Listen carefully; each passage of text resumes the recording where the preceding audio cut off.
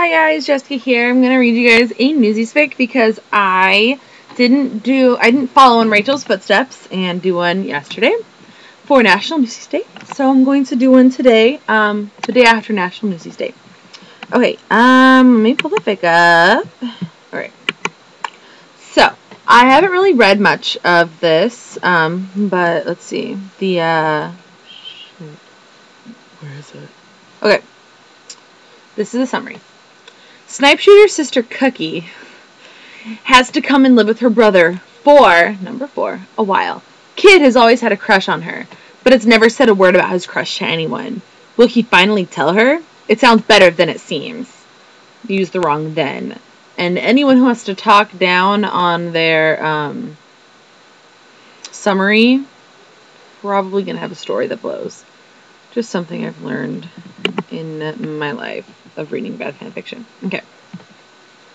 Okay, I'm sorry. Blah. I wish my sister didn't ask for me to come see her after I was done selling me morning papes. But I would do anything she asked me to do. She's me only living family left. Our mother and father died in a fire about 3 years ago. I was 9 at that time, and she was 13 at that time. The only home I ever knew went up in flames. Before the bulls could come and take us to the refuge, we ran away. I ended up in Manhattan, and she ended up in Queens. So the accent is really getting to me, and I love it. That's why I chose it, because I read this first paragraph, and I was like, oh my god, the accent. It's really bad. Even if this is the best story ever, with, like, the best characterizations ever, it's still gonna suck because of the ridiculous accent. We have stayed in contact ever since we went our sepeart, that's how it's spelled, S-E-P-E-A-R-T, ways. But like I said before, she is me only living family I got. I'm one of the lucky few to even have family. Hey Snipes, where you going? My best friend Boots asked. He was running up to me. I's going to see Cookie. You wanna come? Boots nuded, N-O-O-D-E-D, his head, and we went off to see me sister. Boots loved to see Cookie. I think he has a crush on her, but he would never admit it. It felt like forever to get to Queens, but I loved Cookie. I love cookies too. We walked to the apartment dat she was renting, and before I could even knock, the door flung open, and der stood me sister in all her glory. Sorry, just can't get over that. She might be short for her age, but she grew up around guys and knew how to fight. So I was shocked to see that she had a black eye and a few bruises on her face. I felt rage build up inside me, and all I wanted to do was go out there and soak whoever did this to me sister. Cookie, what happened to ya? Boots asked as I looked around her small apartment. Cookie's a waitress at a place up the street. She has asked me plenty of times to come and live with her, but I like my freedom too much. T-O, not T-O-O, much. Oh, Boots, I was walking from Wyke the other night, and I got jumped by a few guys. What you see on me face is what they did to me. They didn't do anything else because they heard people coming, because I was screaming so loud. One of them told me they would be back for a pretty little thing like me. And with that, me strong-willed sister broke down into tears. I ran toward her and pulled her into me arms. Cookie, I'm hungry now. Yous can't stay here if you's in danger.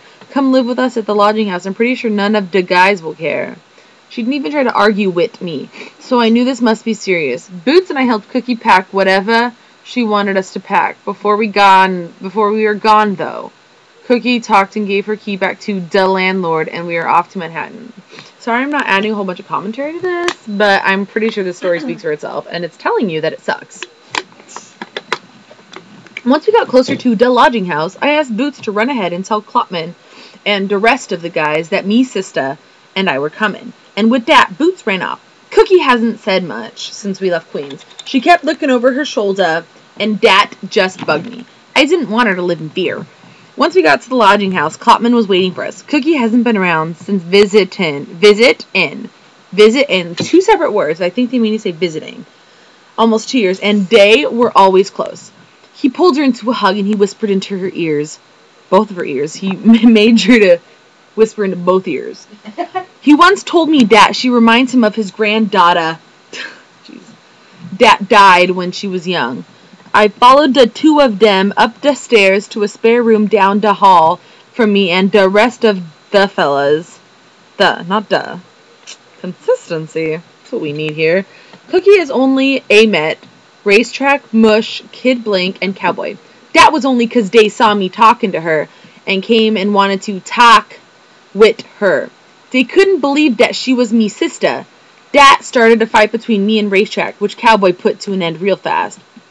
Cookie and I didn't speak as I helped her put her stuff away. We didn't always have to talk to be around each other. I could hear the guys coming in from doing Lord knows what. Snipe, I feel bad about you losing out on pretty much a whole day of selling papes. I knew she was going to try and give me money. Before you's even offer, Cookie. I don't need any of ya money. I barely spend me money on anything besides food. Anyways, you should know that. She didn't look happy, and I saw her try to put some money in me vest. But I just put it back on her night table. I heard a knock on the door, and Cookie said, "Come in." Boots opened up the door, just so his head could fit in. Klopman has all the guys downstairs telling them what is going on. Ya, too, can come down whenever you feel like it. Boots shut the door, and I heard him walk down the stairs to the main room. And I knew me sister, if she had it in her way, would be up here all night if she could. Okay, this is Blink's POV. Kid Blink's POV. I can't believe that Snipe's sister is actually going to be staying with us. Since the moment I met her, I have wanted to be with her. Sorry I'm reading this like a robot, but I don't really know how else I'm supposed to read this. The guys who haven't met Cookie were talking about her and wondering if she was pretty or not. I wanted to shout at them for saying she wasn't pretty. She was the most beautiful girl in the whole world. But I didn't. I kept pulling at me hair and then smoothing it back to me normal hairstyle. I could feel Mush's eyes on me and I didn't care to look up. Me best friend had to know something was up. I never get like this around any goyle. And Cookie hasn't even come down the stairs yet, and I'm getting like this. I heard footsteps coming down the stairs, and my heart dropped when I saw that it was Snipes. He kept looking up the stairs, then I heard another set of footsteps, and I think me heart is going to come out of me chest for how fast it is actually beating. Standing in all her glory is Cookie. That girl of me dreams. I knew she would never go for a guy like me, but I wish she would. I stood in the far corner of the room with Race, Jack, and Mush.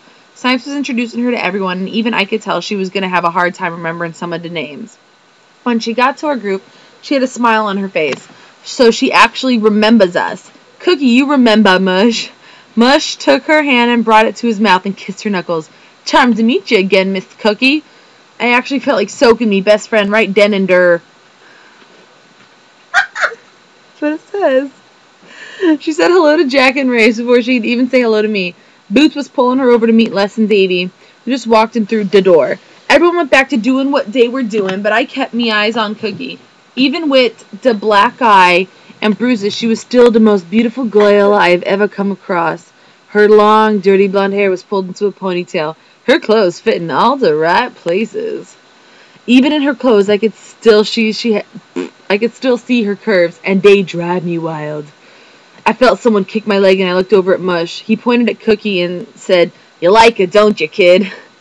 I wish I could lie and say I didn't like her, but I couldn't. I just nodded me head at him, and his eyes opened real big, but he didn't say anything. He is me best friend, but I hope he doesn't say anything to anyone. He just forgets and sometimes opens his big mouth and tells secrets, and then he always feels so bad afterwards. Poor Mush. For the rest of the night, I watched Cookie talk to every other newsie in the house besides me. A few times she would walk towards me, and then someone would start talking to her. So that's the end of the chapter. I'm really glad the story's over with because, like I said, the words speak for themselves. It sucks.